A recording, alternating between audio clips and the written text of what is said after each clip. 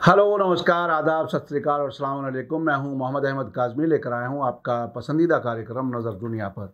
International सतह पर America, यूरोपीय मुल्कों और इजराइल के खिलाफ लगातार माहौल बिगड़ रहा है। आज नॉर्थ कोरिया के leader Kim Jong Un Pyongyang से रूस के पूर्वी इलाके में व्लादिवोस्तोक शहर पहुंचे, जहां वो व्लादिमीर पुतिन से सेंसिटिव मामला पर मीटिंग करेंगे। उधर फिलिस्तीनी रेजिस्टेंस ग्रुप्स ने आज एक अहम फौजी एक्सरसाइज की है। ईरान का कहना है कि उसने अमेरिका की झूठी ताकत के गुब्बारे की हवा निकाल दी है।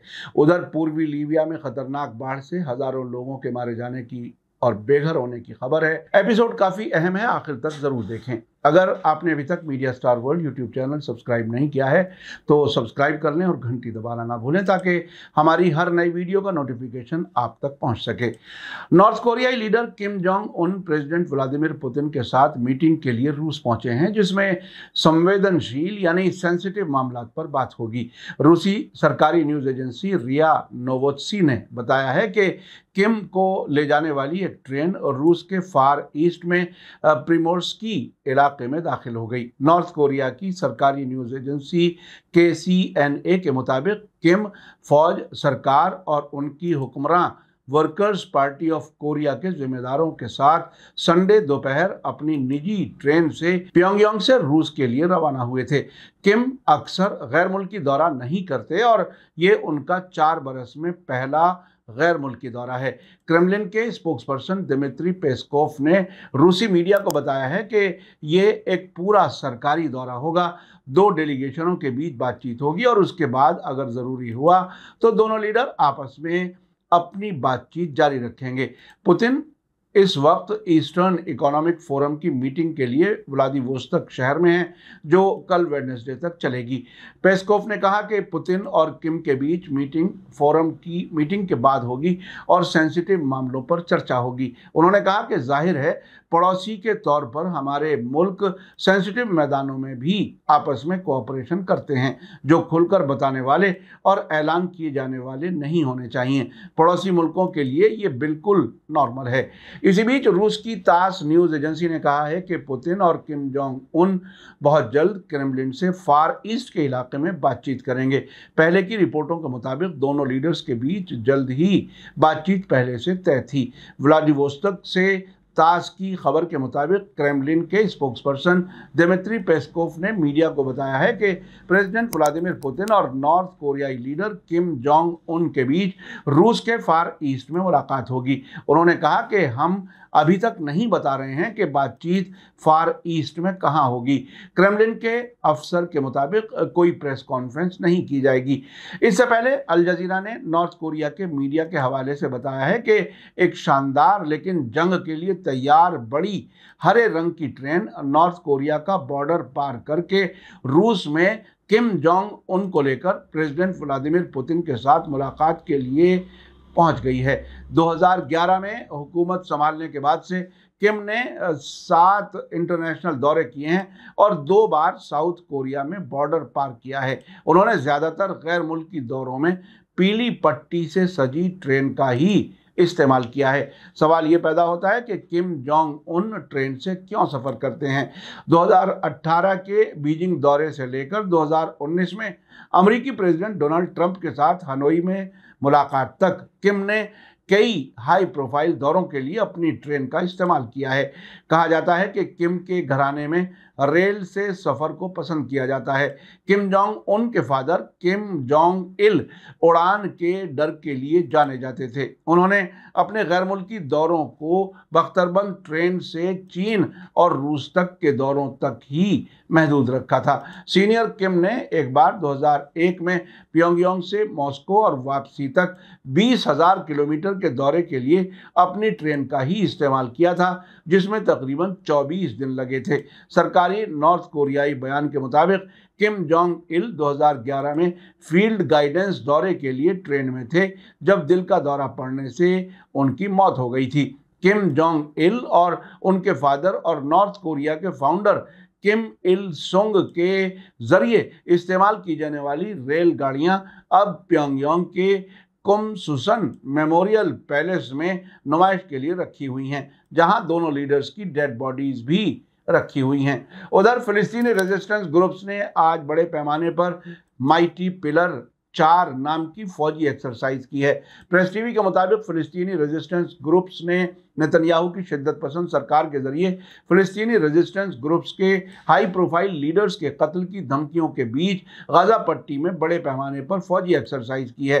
अल रुकन अल शदीद 4 माइटी पिलर 4 कोड नेम वाली ये फौजी एक्सरसाइज आज ट्यूसडे को लोकल टाइम सुबह 7 बजे गाजा पट्टी के मुख्तलिफ इलाकों में शुरू हुई और इसमें मुख्तलिफ इकाइयां शामिल हुई। उन्हें ये एक्सरसाइज 4 घंटे बाद सुबह 11 बजे ख़त्म करनी थी। फिलिस्तीनी लड़ाकों ने एक्सरसाइज के दौरान खुद बनाई हुई यानी घरेलू मिसाइलों और रॉकेटों से गोलीबारी करके समंदर में कुछ तयशुदा निशानों को तबाह कर दिया। आज की ये एक्सरसाइज गाजा पट्टी से इजरायली फौज की वापसी की 18वीं सालगिरह के मौके पर की गई है। गाजा की होम मिनिस्ट्री ने ऐलान किया है कि एक्सरसाइज के हिस्से के तौर पर फील्ड ऑपरेशन भी किए जाएंगे और सिक्योरिटी फोर्सेस को भी तैनात किया जाएगा। मिनिस्ट्री ने कहा कि एक्सरसाइज में रेजिस्टेंस यूनिट्स, बख्तरबंद गाड़ियां, एम्बुलेंस और पैरामेडिक टीमों की बड़े पैमाने पर सरगर्मियों के अलावा इमेजिनरी दुश्मन के ठिकानों पर हमले भी शामिल होंगे। इससे पहले फिलिस्तीनी रेजिस्टेंस ग्रुप्स के जॉइंट ऑपरेशन रूम ने संडे को कंफर्म किया था कि उसने गाजा पट्टी और 1948 के कब्जे वाले इलाकों के बीच तकसीम के बैरियर के साथ फौजी ठिकानों और निगरानी पॉइंट्स का टोही और इंस्पेक्शन का दौरा किया है। इस बात पर जोर दिया गया है कि बहुत ही स्ट्रेटेजिक अहम इलाके गाजा पट्टी में इजरायली फौजों के साथ किसी भी टकराव का सामना करने के लिए फिलिस्तीनी रेजिस्टेंस की तैयारी को यकीनी बनाने के लिए यह फौजी एक्सरसाइज की गई है। जॉइंट ऑपरेशन रूम ने फिलिस्तीनी लड़ाकों की होशियारी और कुर्बानी के जज्बे की तारीफ की है और उनसे अपनी तैयारी की सतह बढ़ाने को कहा है। उधर ईरानी फौज के कमांडर ब्रिगेडियर क्यूमर्स हैदरी ने कहा है कि उनके मुल्क ने अमरीकी झूठी ताकत के गुब्बारे की हवा निकाल दी है। उनका कहना है कि ईरान की फौज ने अपने मजबूत इरादों और कुर्बानी के जरिए आसमान में उड़ रहे अमरीकी झूठी ताकत के गुब्बारे की हवा निकाल दी है। सरकारी न्यूज़ एजेंसी इरना के मुताबिक हैदरी ने कहा कि ईरान आज इस इलाके और दुनिया में एक ताकत बनकर उभरा है कि जिसके असर को इंटरनेशनल सतह पर महसूस किया जा रहा है। ब्रिगेडियर जनरल हैदरी ने कहा कि पूरी दुनिया ने अपनी आंखों से देखा है कि ईरान ने कैसे खाड़ी से इराक में ऐनुल असद फौजी छावनी तक अमेरिका के टेररिस्ट ठिकानों पर मिसाइलों की बारिश की है और उन्हें खदेड़ भगाया है। आपको याद दिला दूं कि 2020 में जब जनरल कासिम सुलेमानी को अमेरिका ने बगदाद एयरपोर्ट के नज़दीक ड्रोन हमले में कत्ल किया था, उसके जवाब में ईरान ने इराक में 2 अमेरिकी फौजी छावनियों को निशाना बनाकर जवाबी हमला किया था। जनरल क्यूमर्स हैदरी ने कहा कि हमारे जवानों ने बहादुरी के साथ अमेरिका के हमलावर ड्रोनों को भी निशाना बनाया है। उन्होंने इस बात पर जोर दिया कि सभी दुश्मनों को ये जान लेना चाहिए कि ईरान रेजिस्टेंस के रास्ते पर पूरी मजबूती के साथ खड़ा हुआ है और वो कभी भी पीछे नहीं हटेगा। ब्रिगेडियर जनरल हैदरी ने सभी पहलुओं से आत्मनिर्भरता के लिए ईरानी फौज की कोशिशों का जिक्र करते हुए कहा कि सेल्फ डिपेंडेंसी के मामले में खासकर डिफेंस इंडस्ट्री में ईरान को आज किसी मुल्क के आगे हाथ फैलाने की ज़रूरत नहीं है। इसी बीच लीबिया में खतरनाक बाढ़ आने की खबर है जिसमें 10,000 लोगों के लापता होने की रिपोर्ट है। रॉयटर्स के मुताबिक लीबिया में आज ट्यूसडे को एक बड़े डेनियल तूफान की वजह से आई बाढ़ में कम से कम 10,000 लोगों के लापता होने की खबर है, जिससे बांध टूट गए, इमारतें बह गईं और पूर्वी शहर डेरना का एक चौथाई हिस्सा तबाह हो गया। अकेले डेरना शहर में 1000 से ज़्यादा डेड बॉडीज़ पहले ही बरामद की जा चुकी हैं और अफसरों को उम्मीद है कि मरने वालों की तादाद बहुत ज़्यादा हो सकती है। तकरीबन 1.25 लाख आबादी वाले समंदरी किनारे पर बसे शहर डेरना के रास्ते में एक रॉयटर्स के रिपोर्टर ने देखा कि सड़कों के किनारों पर गाड़ियां पलट गई हैं, पेड़ गिरे हुए हैं और घरों में पानी भर गया है। सिविल एविएशन मिनिस्टर और ईस्टर्न लीबिया को कंट्रोल करने वाली सरकार में इमरजेंसी कमेटी के मेंबर हिचेम अबू चकियाउट ने कहा कि मैं डरना से लौटा हूं। ये बहुत तबाही वाली बाढ़ है। डेड बॉडीज हर जगह, समंदर में, घाटियों में, इमारतों के नीचे पड़ी हुई हैं। डरना में बरामद डेड बॉडीज की तादाद 1000 से ज़्यादा है। जब मैं कहता हूं कि शहर का 25% हिस्सा गायब हो गया है तो मैं बढ़ाकर नहीं कह रहा। कई इमारतें ढह गई हैं। अबू चकियाउट ने बाद में अल जजीरा को बताया कि उन्हें उम्मीद है कि मुल्क भर में मरने वालों की कुल तादाद 2500 से ज़्यादा हो जाएगी, क्योंकि लापता लोगों की तादाद बढ़ रही है। International federation of red cross and red crescent societies के एक डेलीगेशन के सरबराह तैमर रमज़ान ने पड़ोसी मुल्क ट्यूनीशिया से वीडियो लिंक के जरिए जेनेवा में मीडिया से बात करते हुए कहा कि हम जानकारी के अपने आज़ाद सोर्सेज से कंफर्म कर सकते हैं कि लापता लोगों की तादाद कितनी है। अब तक 10,000 का आंकड़ा छू चुकी है। वीडियो में बांध टूटने के बाद डेरना शहर के मरकज से पानी बहता हुआ दिखाई दे रहा है। दोनों तरफ खंडर इमारतें खड़ी हैं।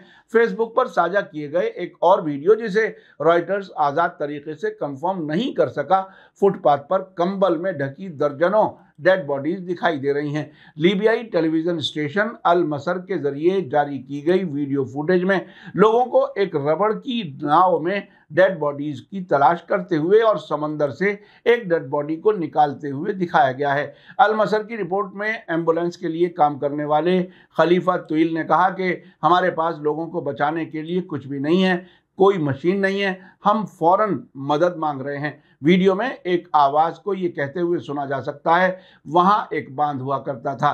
रॉयटर्स ने तस्वीरों की बुनियाद पर लोकेशन को कंफर्म किया है। मदद करने वाले काफिले शहर की तरफ बढ़ रहे हैं। लीबिया सियासी तौर से पूरब और पश्चिम के बीच तकसीम है और 2011 की नेटो सपोर्ट वाली बगावत के बाद से पब्लिक सर्विसेज चरमरा गई हैं, जिसकी वजह बरसों से जारी टकराव है। त्रिपोली में इंटरनेशनल सतह पर तस्लीम शुदा सरकार पूर्वी इलाकों को कंट्रोल नहीं करती है, लेकिन उसने डेरना को मदद भेजी है। आज वेस्टर्न शहर मिसराता से कम एक राहत उड़ान रवाना हुई। ये बात जहाज में मौजूद एक रॉयटर्स के रिपोर्टर ने बताई है। सऊदी अरब, यूनाइटेड अरब एमिरेट्स और अमेरिका समेत कई मुल्कों ने लीबिया को मदद देने की बात कही है। आपने देखा कि अमेरिका के खिलाफ रूस और नॉर्थ कोरिया के लीडर्स मिल रहे हैं और उन्होंने कोई प्रेस कॉन्फ्रेंस का या बातचीत की तफसील का ऐलान करने से मना किया है। इजराइल के खिलाफ लड़ने के लिए फिलिस्तीनी रेजिस्टेंस ग्रुप्स फौजी तैयारी कर रहे हैं। ईरान का दावा है कि अमेरिकी झूठी ताकत के गुब्बारे की